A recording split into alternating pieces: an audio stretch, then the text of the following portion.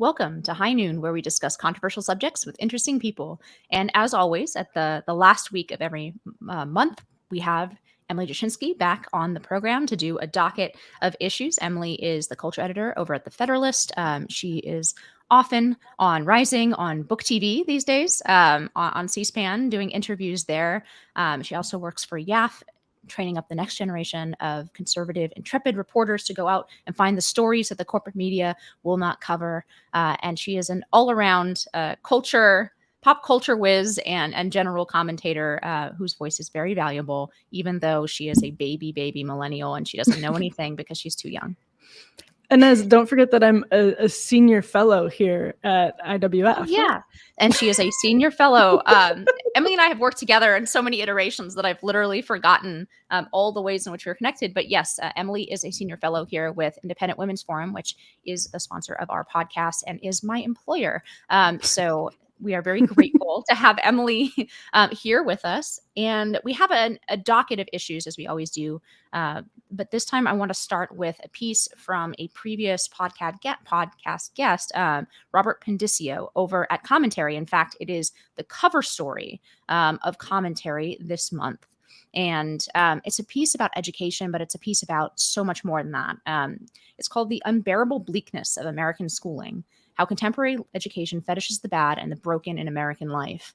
And it goes into, of course, the parent rebellions we've been seeing, Emily, but it delves into something much deeper than that, which is we seem as a society at a loss to be able to pass on anything that is sort of positive or can be grabbed onto to our children through the education system, in part because we've lost the ability to be uncritically patriotic, which is the purpose actually of and as Pondiscio points out, is the original purpose of American public schooling as a whole, is to train people how to live not just in a republic, but in this American republic, and to understand about our constitutional system and the underlying principles of this country and of the Declaration of Independence. Now that we've abandoned that goal, it seems that we don't have anything uncritical to pass on to our kids. And Pondiscio points out that even though he grew up in an unstable world, he's quite a bit older, he grew up in an unstable world as well, but he never had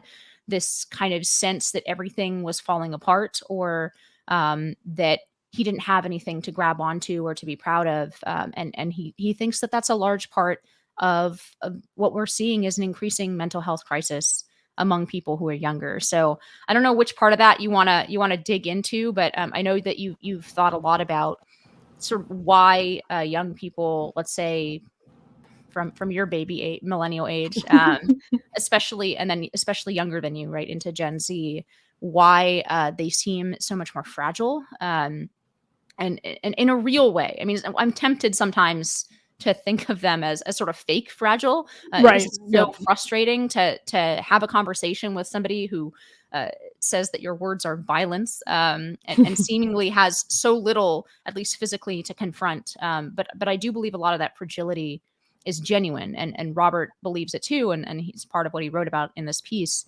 I mean, what do you think about where this is going in terms of how mentally fragile we're going to be, and how are we going to be able to rebuild any kind of uncritical basis to grab onto that we could actually teach in a public education system? Well, I think the essay and your sort of supplement to it and your thoughts on it hit on a really critical point, which is that at a certain point, you can't blame the children for being brought up in a world that is utterly failing them. They are children. It is our country's job and our community's jobs to shape them and teach them and mold them. And of course, parents have been failing at that in increasing numbers for a while. And you can't just sort of expect to outsource that to public schools and everything's going to be all right, because clearly that's not the case. But when you look at it, makes me think of all of the young people who rioted in 2020, and when I saw that happening, it's like, well, yeah, there's some opportunism here. In fact, a lot of it, people are going to get free Gucci by busting into Rodeo Drive or City Center here in Washington, D.C. But at the same time, they have been told by every institution through the duration of their lives that every institution is systemically racist, that every interaction, if you read Kendi or D'Angelo or your teachers assign it, or if your teachers have their curriculum based on Kendi and D'Angelo and the thinkers that preceded them, of which there were many, and who were equally radical, you're told that every interaction with a white person includes racism. You're told that all of the people around you, the people who run our societies, are sort of irredeemably racist and aren't trying to overcome their sort of natural racist prejudices. And that applies to pretty much every form of bigotry, which you can substitute this in. And so there's a very real sense of injustice. And the only other thing I'll say, because I think you just explained very well that there's almost a national conservative element to this, which is that if we are to have public schools, and the essay hits on this really well, the point of the public schools is to train good citizens, right? And good citizens, we have decided, should have basic mathematical skills, basic reading comprehension skills. They should be able to write. They should be literate. They should be literate in history to a certain extent, et cetera, et cetera. But shouldn't an essential part of that be of a good citizen be someone who is going to serve the nation well and to build the nation into a better community? And you can't do that if you think the nation is irredeemable. And so without that, you sort of have a problem. And the last thing that I'll say is I've given a few talks to young people in the last month or so, and generally work with college students a good deal. And the one time I see them all nodding, and I'm not even just talking about conservative student groups. It's when I've found that I mention two words that make up the phrase moral clarity. And I started dropping that when I just realized it kind of describes what they all tell me their problems are, or all of their questions seem to nobody has ever told them that things are real and fake, that things are right and wrong. And I think, as abstract as the fight over sex and gender sounds to a lot of people, it had really real concrete consequences, because people now think that we live in this totally children who were raised with that sort of teaching are it's a very postmodern world where it feels like nothing's real, because things that are real they were told were fake, and if you sort of it's the foundation of sand versus the foundation of stone. And basically their realities are constructed on the postmodern foundation of sand instead of stone. And so they don't trust any of it. They don't understand any of it. And again, I think this is a consequence of allowing postmodernism to sort of seep into every aspect of education. And we underestimated the extent to which these identity battles, where you're expanding the definition of racism, sexism, and gender and sex, are going to really, really, really start having not abstract but real consequences. Yeah, I mean, when you said that about moral clarity, it really struck me that used to be America's strong suit, right? And to the point where we were mocked by Europeans, for example, for being too black and white, too sort of simplistically moral in our thinking. But I also think it's more of a disaster for us than elsewhere. I think it's one of the reasons that I think our decline will be explosive versus European decline, which you can say has been sort of slow and decrepit and in some ways stable, right? I mean, I think this is part of the reality that America is quite different, that we don't have a lot of the older kinds of stones, I guess, in your analogy, to fall back on, right? This isn't it's not an ethno state. Even in its core, it's not an ethno state the way that France or Germany is in its core, even though both of those societies accept immigrants. There's still this kind of people aspect to it. Israel is the same way, right? There's a peoplehood aspect to it, and there's this idea that they all share some form of sort of common, not just civilization, but ancestry, which is, by the way, why France can have 5 different regimes and it's still identifiably France, right? If the US has a regime change, it's not clear to me that it's identifiably the US, because we had this incredibly strong both civic religion and this kind of cultural character that went along with a lot of moral clarity, that was very, very American. Something that I've always loved about this country. But I think you're right. I think that is gone largely, especially for people who were born in the last 20 years or raised in the last 20 years. Um, and so my first reaction when I read this piece from Robert, other than to say that I think it's really important and everyone should read it, was actually Palo Alto was, at the time when I was growing up there, was a formally labeled CDC suicide cluster.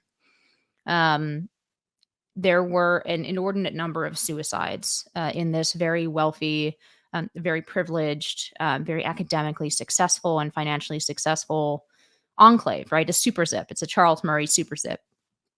And yet there was this incredibly high suicide rate among young people. And beyond the suicide, I mean, this was the root of my contempt for a certain kind of therapeutic language, certain kind of like therapeutic culture, because everybody had a therapist, right?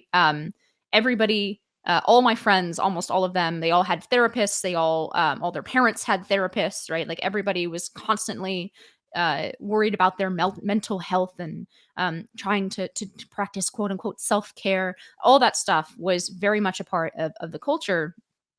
And yet they had this very high suicide rate. And the way they've always explained it, and there's been some pieces in the Atlantic about it and so on, like trying to figure out why it is that this very successful, privileged, very, liberal community essentially doesn't offer seemingly any reasons to live to a substantial number or very high number, relatively speaking, of its young members. And the answers have predictably been things like, well, the academic pressure is extremely high, which is true. It is very high, and there are real pressures there. And for a while, I kind of accepted that explanation. And what they've done is put into place, a bunch of feel good kind of speeches, like it's okay if you don't get into Harvard, life isn't over. Which I think have had basically no impact on the suicide rate. But I the more I think about it, the more I think that's not a really good explanation. And when I read this piece, I realized, the whole country is Palo Alto now, in the sense that there's not a high level of religious observance in the way that there was in the past. I believe we just slipped under 50% for the first time, under 50% of Americans saying they have no doubt about the existence of God. Also very little church community there. It's kind of a forbidden subject. I can't remember anyone ever bringing up church or religion, or very, very few people, to the extent that when I first got to college, it was the first time I'd seen Catholics putting the ash on their forehead for Ash Wednesday. And I thought it was like a pledge for a sorority, because I couldn't figure out why everybody had ash on their heads. You were so close. Well, in a sense, I guess it is kind of anyway. But yeah, I had never encountered it because religion is sort of notably absent. People have small families. There's a high rate of divorce, which is actually one of the interesting things, because when I was reading Coming Apart by Charles Murray, I was like, actually, the place I grew up with, it's a super zip, but there is a really high level of divorce there. And again, most of my friends had divorced parents. There's not a lot to grab onto in terms of meaning. And so that academic competition, that sort of getting on the road to becoming a member of what is now a global elite, that's the only thing that anyone can agree on that has any merit, and meaning. And I think that's why people are so stressed out about it. There's nothing to fall back on. Any discussion about being proud of your moral character, for example, that's a complicated subject, because where does morality derive from? And do you judge people who have lower moral character? And where does that come from anyway? Right? All these postmodern issues that you bring up, these were very much the environment of Palo Alto. And in the end, the only thing kids had to grab onto was this rat race to the elite. And when people failed at that, or didn't succeed to the level that they expected, I think that's why they reacted that way. There really wasn't much else in that environment to grab onto to have a meaningful life. And that's really what I thought about when I read this piece, because I was like, What he's describing is the environment I grew up in, except now it's not limited to a super zip with hyper liberal politics. It really has spread to most of the country, even though I know there are pockets here or there that are still in resistance mode against this. But it is that kind of Houellebecqian, Houellebecqian critique of the modern West, saying essentially there's no core here, and either we're going to lose hope and kind of fade out, and not be able to give even a reason to continue living to our kids, or a stronger,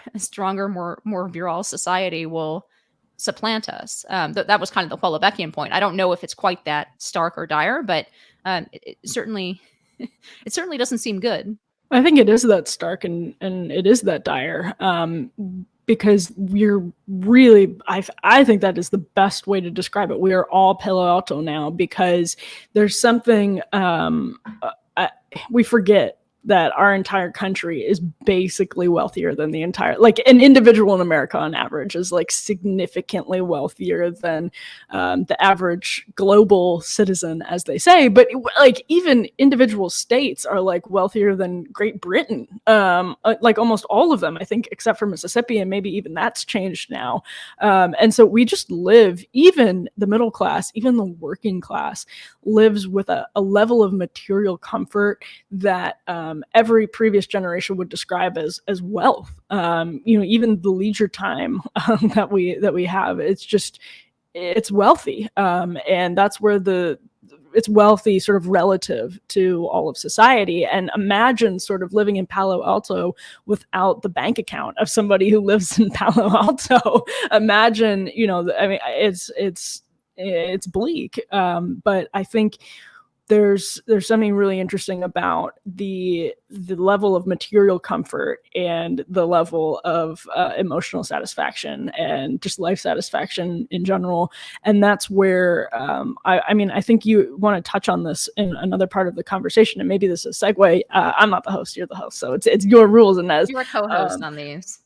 But I was gonna say, you had this point before we started recording about the Caldwell thesis about sort of liberalism, and Elizabeth Brunig wrote a piece recently too about how children aren't welcome in liberalism, or it was phrased something to that extent. And she's basically saying, well, if the American project is based on this like Enlightenment concept of individual freedom, is sort of community possible? Is family possible? Are we just now reaping the sort of rotten fruit that lasted for a long time and was great and ripe for a couple of 100 years, but inevitably sort of rotted when it comes to liberalism? That like the Enlightenment concept of liberalism is what enabled postmodernism to blossom, basically. And I still have to think through that more, because I think you can have one without the other, even if it's true that one did lead to the other. I think they're not mutually entangled necessarily. But I think that's what you're getting at ultimately, is the American project, is this baked into it? Is postmodernism the inevitable outcome of a project of a country that is based on the Enlightenment, and was the sort of torchbearer of Enlightenment ideas about government and social organization? And I think the answer is yes, but I don't know if that means that we can recover, because it's like the cheesiest Reagan quote ever, but it's the one that like actually is very real and always seemed sort of abstract to me. But like the one about freedom never being more than a generation from extinction, I think it's interesting, because to me, it's the younger millennials and the older Zoomers, the older Gen Z. Those are the ones that are really in the like genders non-binary, like blah, blah, blah camp. I guess maybe it's just all of millennials. And then the Zoomers under that are like listening to heterodox podcasts and are desperately looking for something to cling to because it hit them so acutely that they're sort of aware of what they that like they need something better, and like they're the ones, they're reading Jordan Peterson and they're doing all of that kind of stuff because again they're acutely aware of it. But if freedom is never more than one generation away from extinction, we are in some trouble.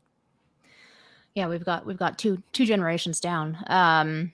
But yeah, I don't know what I think about it. I've always resisted this conclusion that where we are is an inevitable consequence of the Enlightenment. In part because I never saw America as a purely Enlightenment project.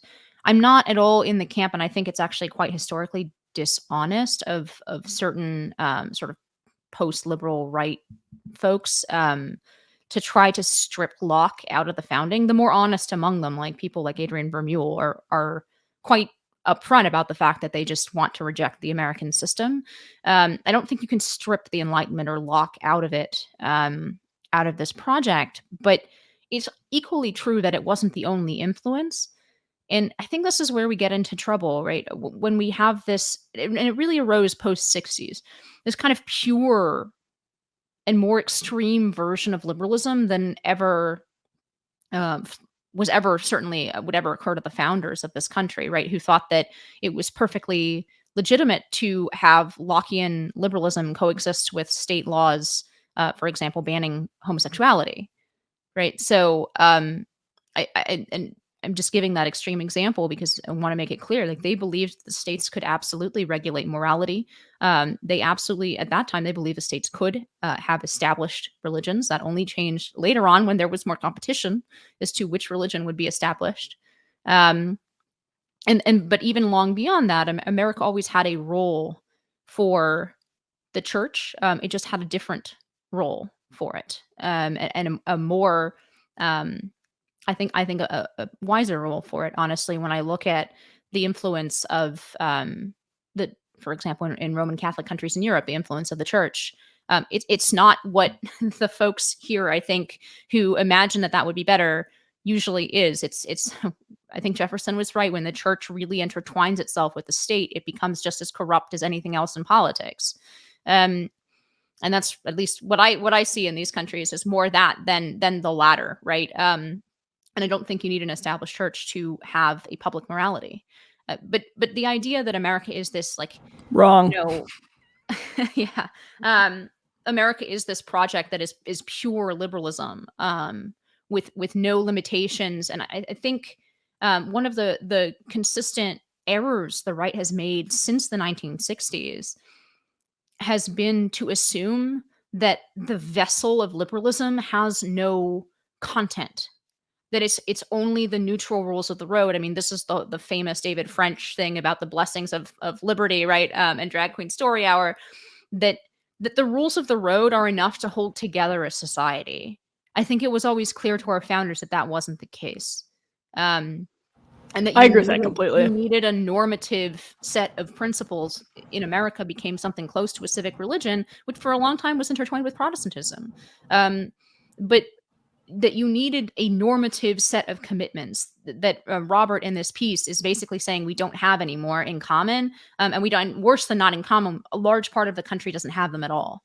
Or can't, and I don't think that would have been a problem foreign to our founders. And I don't think that, it's impossible to have a liberal state with normative commitments.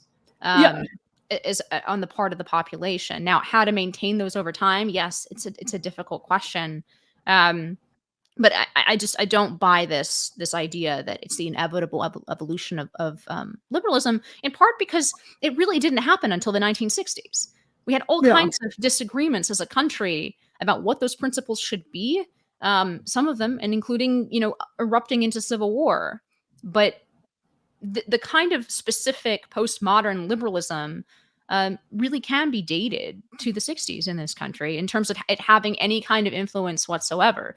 So I don't think it's inevitable. I think it is very odd that America has lost its moral clarity, because for a country that didn't have an established church And for a country that never had the kind of intertwinement between religion and the public altar, as some European countries still do, Americans sure managed to hold a lot of moral clarity all the way into the 50s and then into the 60s and 70s.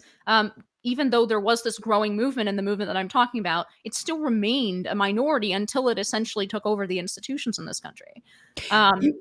So I don't know. I think it's a little hard to explain under the post-modern or sort of the post-liberal right analysis why it is that America made John Wayne movies in the 1950s and into the 60s and even into the 70s, right? It's really hard to explain why that's the case and why that strong sense of morality that is way stronger, that moral clarity way stronger than what exists in most European countries where they do have an established church in some of these countries.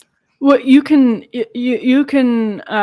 say that critical race theory, and you can pass state laws, you could even pass a federal law, I don't care in this case, saying that critical race theory, or basically banning what counts as, not banning it, but limiting the way that some of these actual racist ideologies are taught, by just establishing that we can't promote racism. We can sort of teach it and say this is what it looks like and this is why it's bad. And we absolutely should do that, by the way. You can do that without bringing back sodomy laws. You can. There's an attainable balance here. I agree with that entirely. Although I also think it's very interesting, not to get too sort of, I don't know, crazy. I'm on my sort of obsessive tech fixation these days, but I do wonder if you can have the free market system that we have in this country and in the West more broadly, without also sort of unleashing the Industrial Revolution, and whatever the future version of the Industrial Revolution might look like. I do wonder if that was sort of inextricably tied to our system of government, and I think all of that has basically just created anti-humanism. I think postmodernism is anti-human. I think that's why it makes people unhappy, because it sort of conditions us to live against our nature and our what makes people sort of satisfied just biologically, evolutionarily, as human beings. And that's not to say I don't love that I have a laundry machine, a washing machine, and a dishwasher. I think that's great. But I do think we have sort of the cumulative effect of all of it has been to sort of push us into an anti-human space. And I think postmodernism sort of springs from that well. And maybe those are connected. But to fix it, you don't have to swing full sort of neo-monarchist, or, full strongman, nor do you have to swing full David French, drag queen story hour. We know what the roadmap looks like. There is a sort of a happy middle, but I do think the technological problems are foundational and we can't really get back to that. That's my concern, is can we get back to that, where we share enough values to sort of reconfigure the laws and, rebalance the laws and society. Can we get back to a point where we share enough values to actually do that, where we believe that men and women are men and women, and where we believe that racism is X, not Y? I don't know if we can get back to that point, but I do think having a reconfiguring our relationship with tech would be the first place to start. Well, I don't tend to think we can go back. I mean, it's one of the things that has changed in my thinking. I used to be much more, I think, conservative, capital C conservative, than I am now.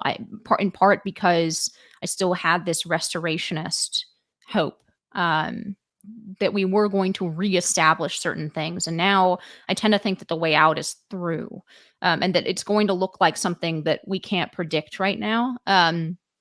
But it has crossed my mind that, maybe wokeness is, you kind of alluded to this in the beginning of your answer, but that wokeness is our next great awakening, our great moment of moral clarity, right? And that, in fact, the only people who seem to have any moral clarity are the people who are participating in this cultural revolution. But one of the things that's really both seemingly unique, at least historically, and really, really irritating is that this Great Awakening seems to be prosecuted by a kind of feminist bureaucracy.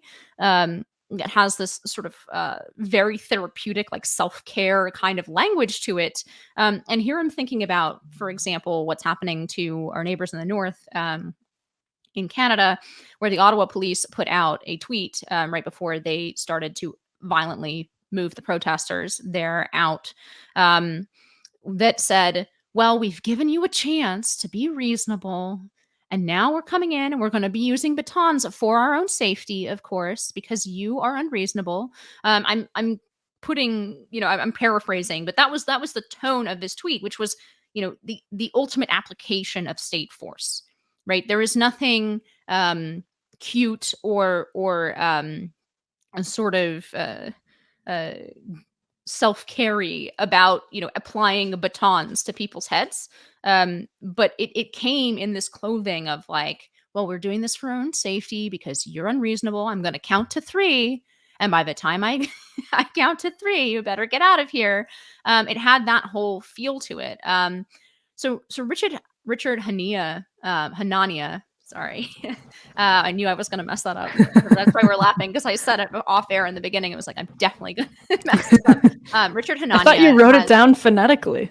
I did, and I still mess it up. Failure. So, anyway, so he wrote this piece on women's tears in public discourse, in which he brings up a very interesting scenario where he says some of these campus confrontations, right, where you have somebody yelling in somebody else's face for 20 minutes about how they're participating in racism. Usually it's a dean of some kind or an administrator being yelled at by a crowd, or even one-on-one. And he says something really interesting, which I thought was quite true. It's that, you can only, if you're a man yelling in another man's face in that way, there's only one of 2 outcomes. Either you're going to have to stop rather quickly, or it's going to get turned physically violent. Right. There's just an inability of 2 men to yell at each other in that way, and have it not escalate physically after a certain number of minutes. Right. You might get away with it for a minute or 2, but there's a natural sort of escalation of force that happens, or somebody backs up and goes away. Whereas in the female context, you can continue to berate and yell. And he points out several other things about the nature of our feminized kind of public square. I mean, to me, what I thought about when I was reading through this is, it's almost like the Title IX context, or the like Me Too era, sort of framework that popped up in a way to try to deal with the inevitable results of male nature, human nature, female nature, and the sexual revolution, right? Where, and we've discussed this before, where we now have sort of a legal busybody network to try to determine what has happened in almost always ambiguous and gray situations in which much is left unsaid by necessity. And it seems like it's trying to cram this back into this sort of legalistic framework. I almost think about how we've made feminine traits really not admirable in society. They're certainly not celebrated in our media or our movies or anything like that. But they're sort of popping up in these inappropriate contexts, right? Where it's okay to unleash a very feminine rage, toxic femininity. Yeah, like it is toxic femininity, but it's something that seems to me in the same way as the sexual dynamics that were tried to be, or were attempted to get like sort of pushed out because they were deemed sexist, pop back up in the college hookup context and like West Elm Caleb and all of that. And the response to that was, okay, well, we need to create a even more strict framework that kind of makes it no fun for anybody. It's almost like that, where these feminine traits are suppressed in most contexts. We definitely ask women to behave like men, or encourage them to behave like men from a young age. We celebrate women who can fight and kick men in the face and like be very aggressive. But then these kind of toxic feminine traits kind of pick up or pop up in unexpected places. And that's kind of what I was thinking about when I read this. But I don't know. What did you think about this piece? Because it seemed to me like the core of this idea is really, really interesting, but then parts of it seem to go a little bit further than I would take it. I didn't like it, but I don't know. I still don't entirely know why. Probably, obviously, because I'm a woman, and I am easily offended. No, I think what he's talking about, I think maybe a better way to describe it, and he does sort of talk about this, but it's an incursion of femininity into a traditionally masculine space, and it's a space that really needs masculine virtues in order to function properly, but not to get into a sort of chicken or egg type of situation. But the reason that women are in here's another thing. This was one of my early kind of red pills. Was like, we have only existed like within one generation of having this level of men and women together in the workforce. And this was something that sort of became clear in me too. Like, we went from our parents' generation being the pioneers of women taking the exact same jobs of men at that level in so many different professions and spending their 9 to 5s, the majority of their weeks, in close quarters with this sort of equal standing, equal footing. That is a huge explosion of sexual power dynamics that I don't know has ever happened on that scale in a sort of country like ours that was as technologically advanced as ours. I mean, a huge explosion of sexual dynamics. And I think that we're what he's talking about, I sort of feel like, is downstream of that. And the idea that women should be in the workplace bossing men around is kind of a masculine it's sort of like women aping men. And so I think ultimately that was my problem with the piece, is that like I do agree, and I think this has been particularly, and you would know about this, Inez, I think this has been particularly egregious in education. I talk about this all the time, but when I worked for Christina Hoff Sommers, I was helping, sort of with the research for her second edition of War Against Boys. And there are a lot of really specific ways that in order to lift girls in school and to lift their academic performance, we, suppressed men's academic performance, even just by like shortening recess times and changing the way that kids were allowed to play, and changing, math problems to word problems and all of those things. So I do think that that's happened. And I think that it is an outgrowth of the sort of feminist movement. But I think ultimately it comes to women trying to replicate or behave like men. And I think that means they've brought sort of feminine traits that have, I've just also seen a lot of guys yell at each other, like at protests and stuff. Like, maybe it's because they're the type of men who protest things, but I've seen men yell at each other without breaking into fights. So some of it I just thought was like a little specific and off. But I also think at the end of the day, it's really like women trying to be men that has brought some feminine traits, or normalized feminine traits, and even created a reverence for feminine traits in traditionally masculine spaces. Well, it's certainly true that as women, and Christina Hoff Sommers obviously has done amazing research on this, but as we become a more female-dominated society, the positions of prestige, wealth, and power are increasingly going to go to women, because women gravitate towards some of more of these service industries, right? The credentialing treadmill, and the fact that you now have to go through that gauntlet of getting a college degree before you can really join the halls of power. You have to be credentialed in that way, which means you had to sit, as you pointed out, you have to sit quietly and be a good academic student for 12 years, and then get into a good school, and then do it for another 4 years. And then potentially even more education. There are biases to or advantages to being a woman in a service economy that are, obviously the opposite. If, for example, we have a manufacturing dominated economy that requires a lot of heavy labor, or even if we have, so some of the kind of elite jobs that are still dominated by men are more things like programming, where you have to be totally, locked in a cubicle for 12 to 14 hours a day, right? But on the whole, we are moving towards a lot more jobs and a lot more positions of power that will be more attractive to women than to men, and there'll be more women than men who have the credentials for those jobs. So it makes sense in a certain level that, like, yes, our society will become more feminized as more people in power are female. But women have always had an enormous amount of, especially for example, purchasing power, right? This is sort of the most basic of advertising maxims, right? Is that women are doing the purchasing, and it's also a matter of what those women want. Because it seems to me that, like, one of the best examples of this, I think, is the change in Victoria's Secret advertising, right? Recently, where they dropped the smoking hot, like, Victoria's Secret fashion show models. It was always just basically a parade of the hottest women in the world. They dropped the Angels program, and now they have Megan Rapinoe, and they have, like, women who have accomplished this or that, and they instead of that, they put them in lingerie, and they put them in these ads, or they're completely trying to change their image. The valorization of the A cup by Inez Stepman coming this Christmas. That'll be an interesting one for me to write. Anyway, don't write that book.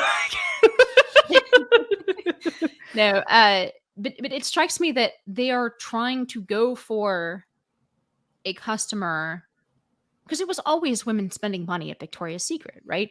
It's not the case that the majority of purchases at Victoria's Secret were ever made by men. Most of them were made by women. But there was still, like, women still wanted to please men. And so the entire advertising strategy of Victoria's Secret was essentially to attract men and thereby to attract female customers, because they saw that these incredibly beautiful women are desirable, and they wanted to be more like them in order to attract men, right? It was ultimately kind of, what men want, but through the fact that women wanted to be that. Well, and that's why I think we're more androgenizing our society than feminizing it. And I completely agree. We feminized it in particular ways, but I also feel like we're just trying to neuter both genders, sexes, I should say, in ways that are and you see this in fashion. Absolutely see this in fashion. You see this in the way that we treat the Civil Rights Act. You see this in the way we treat Title IX and interpret Title IX. I feel like it's more androgenizing, and that goes into the sort of safetyism. There's less sex happening with younger people. There's less risk taking in general, and masculinity and femininity at their edges. They are the sort of version of each that is toxic, which of course exists, from Mean Girls to Superbad, that obviously exists. And the version of it at those edges, people aren't sort of even flirting with it anymore. And I think it's more of a part of androgenizing, and that's anti-human, I think. And it sort of goes along with the postmodernism and that river that flows to de Beauvoir, and then flows to everything surrounding J.K. Rowling and the opinion page of the New York Times. So I guess maybe that's ultimately what sort of irritated me about this, because I feel like it's more a push of androgyny than femininity. I mean, I suppose that's true, but I also do think that it's androgyny maybe in outward appearance, but there's always again, nature will reassert itself, right? There is this very weird, for example, I associate with the Girlboss culture. I associate quite provocatively dressing for men with that culture. Am I wrong to do that? So I think really this is a generational thing, because the girl bosses are more millennial style. Let's say women between the ages of like 26 or 7 and into their 30s. But I associate that culture with actually, wearing suits, but like wearing suits with plunging blouses, and there is like a provocative element, like, look at me, I'm a woman, don't forget that I'm a woman, but coupling it with a very aggressive sort of masculine demeanor. Right? Yeah, I think there is something, and even the more androgynous looks. I mean, think about like Billie Eilish now coming out of her like imposed shell of androgynous dressing. Yes. I don't know. When I see a lot of the androgynous dressing around New York, it's always to highlight, actually, in a sort of contradictory or seemingly contradictory way, always to highlight the sexuality of the women wearing it. I don't think you can kind of breed that out of women. I think it's just taking a different form now that it's not socially acceptable, say, to want to be the girl in the Victoria's Secret poster, because directly appealing to men in that way, and I don't mean just by parading in your lingerie, but I mean in the larger sense, like directly appealing to what men like is not acceptable. It's not considered acceptable. Yeah, nobody wants to be Alicia Silverstone and Clueless. But the interesting thing about Billie Eilish is she justified her androgyny by saying it helped her anxiety. She was experiencing this very sort of common Zoomer sense of just anxiety from existential concerns that, you couldn't put your finger on. She had all of these body dysmorphia issues. And she said that the androgyny for her was a way to treat it. And I thought that was just like super, super interesting. I don't disagree with you that the girl boss fad, it's sort of, you want to take the masculine and make it feminine. I think that's completely, I agree with you, but it's also downstream of the broader sort of let's androgynize by having women be providers for, like, they should be the breadwinners, they should be prepared to live without a man, and et cetera, which again, like, okay, I get, but like, is it the organizing block or the building block, an appropriate building block for society? Not. I guess I still see the girl boss thing as a symptom of the broader sort of androgyny. Well, it's interesting. I'm not sure. Here I'm actually going to bring up something about technology, as opposed to, I tend to be the person who chases down sort of the intellectual origins of ideas and believes in the power of ideas sweeping culture, and you tend to be in the camp of we are working our way through a technological revolution that we can't quite keep up with, that our biology and our brains are not quite equipped to deal with it. But here, it seems to me there's a quite simple explanation, which is that no generation of girls, including mine, actually, I don't know, you can answer this for yourself. I don't know, you were probably right on the cusp, but no generation of girls had to go through puberty taking pictures of themselves and putting them in public every day. And puberty is awkward, and even for the vast majority of girls, and probably the vast majority of boys, right? It comes along with deep insecurity. Your body's changing. You probably are changing weight, changing. Your skin is gets full of pimples. Like, it's just kind of miserable and awkward. And I can't. Yeah, I can't imagine going through that and having to post photos of yourself and have them evaluated by your peers in that way. And I wonder how much of that androgyny or the way that, for example, Billie Eilish dressed was just a response to that. I mean, she wasn't one of those rare, she's a beautiful girl, but she wasn't one of those like rare people who wasn't beaten by the puberty stick with awkwardness, right? She covered up because she didn't match, like, an Ariana Grande style perfection, like pop perfection. That seems to me to be the more obvious explanation for some of that. And then as it became more, taken over by fashion and worn by older girls and older women, it became more like, I can just tell you, walking around in New York, it's definitely sexualized. Like, yeah. Quote unquote androgynous, but it's also deeply sexualized. In a way that is it's like intentionally it's actually supposed to be, oh, look, I'm so sexy that I can wear literally this t-shirt and I can show my whole midriff, and I can like sling now micro minis are back, like I can wear a micro mini, but then I'll wear like a sort of punk like jacket over it. It's it reminds me actually a lot of the early 2000s, which is obviously derived from. But in any case, there's no doubt that the 22-year-old girls in New York walking around with this aesthetic it's sexualized. It's not completely androgynous. Although I think it has also given permission to the sort of Billie Eilishes that are coping in different ways to sort of cover their body in a more, you know, safe way, or a way that feels safer to them.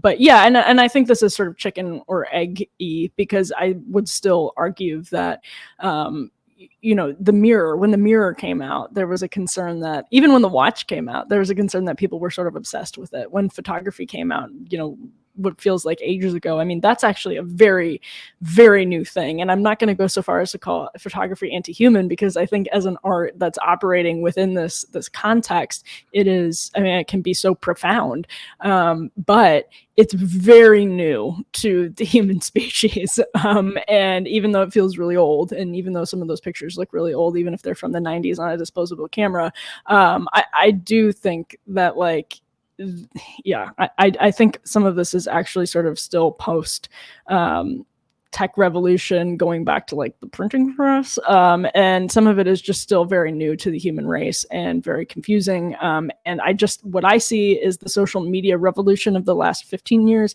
accelerated it, and the younger millennials like myself, and I think older millennials to an extent, but especially younger millennials and Gen Z, they are experiencing the sort of downstream consequences of that and reacting in some interesting ways that make me think you're completely right, that the only way to solve it is to go through it, because that brings people out and say, like, whoa, we're living without this. We actually really need it. We're living without sort of these common understandings of, you know, God and purpose and sex and race and et cetera, et cetera. We actually really need to sort of share a foundation as a society.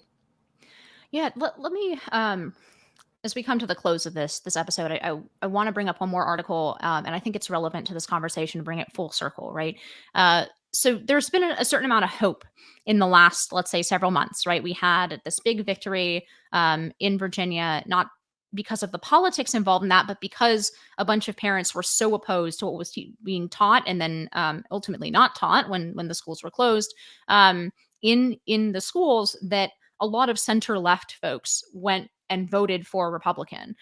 It seems like there is a large wave against this stuff now. Whether Republicans, and something we've talked about in the past, that I want to just bracket for this conversation, is whether Republicans will actually pass any policies worthwhile out of that. But in the deeper sense, there is this this piece that has been going around from Substack, and it's written by N.S. Lyons.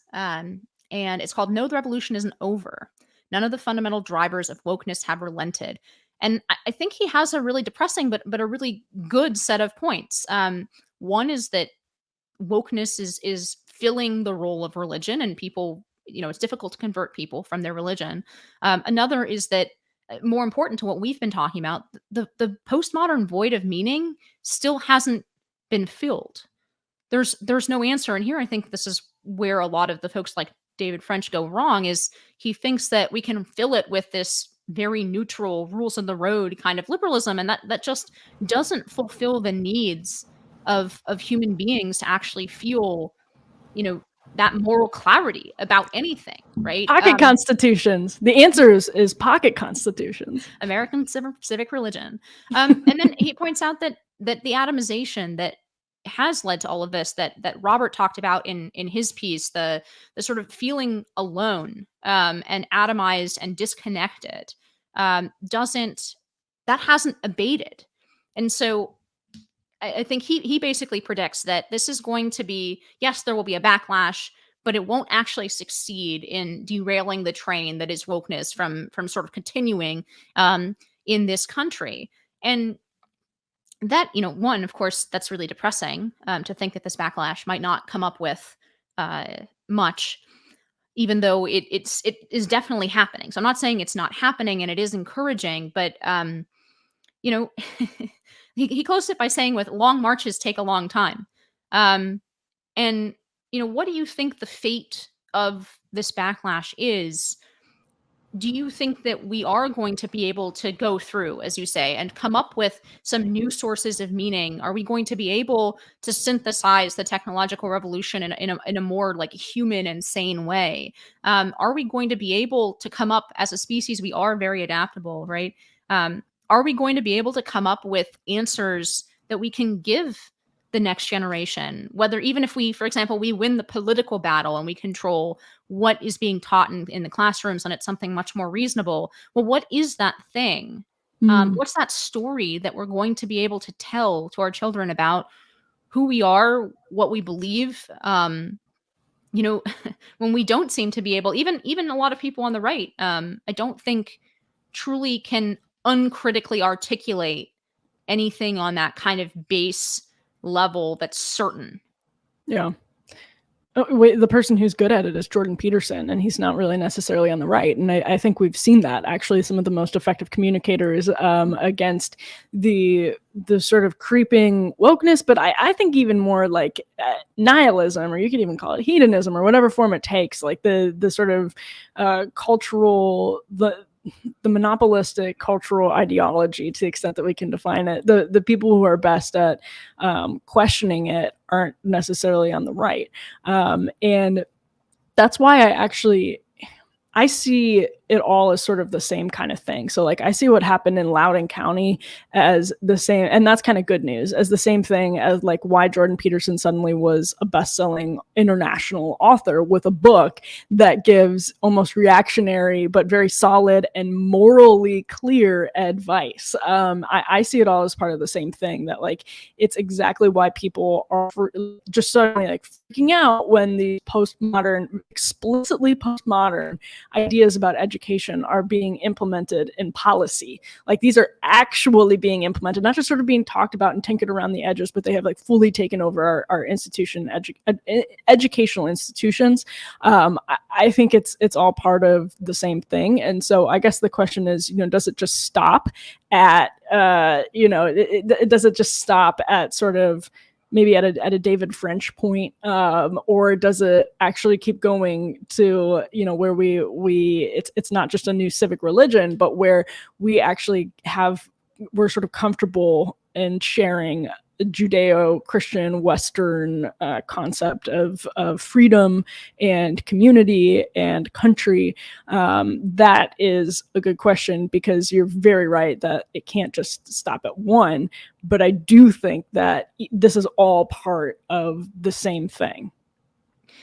Well, you're always the more optimistic person. I'm always the more pessimistic. Let me give you my pessimistic rejoinder before we wrap here. And that is that Jordan Peterson does not seem to me to be a particularly happy or stable person who seems to have answered these things for himself.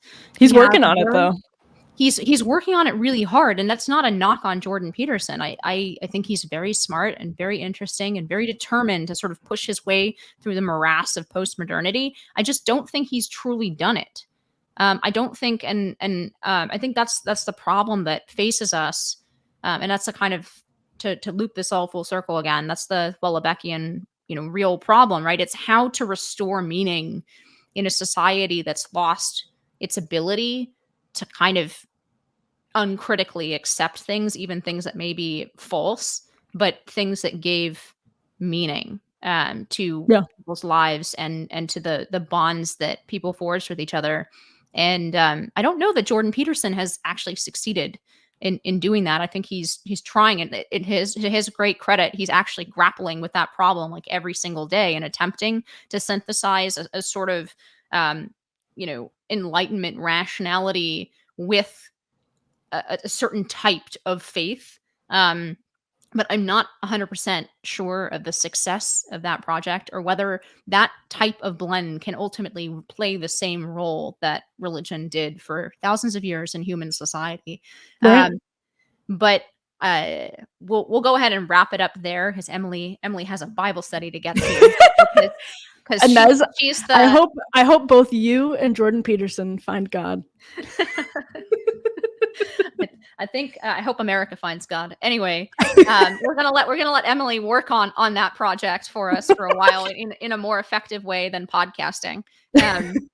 So Emily Jashinsky, thank you so much for coming on High Noon. We have these After Dark episodes every month, so you will hear Emily back again next month. And so thanks for coming back on, Emily. I'll be back next month. About to turn 29. Wait till you hit 30 and I can make fun of you for being old. Coming up. Thank you to our listeners. High Noon with Inez Stepman is a production of the Independent Women's Forum. As always, you can send comments or questions to inez.stepman@iwf.org. Please help us out by hitting the subscribe button and leaving us a comment or review on Apple Podcasts, Acast, Google Play, YouTube, or iwf.org. Be brave, and we'll see you next time on High Noon.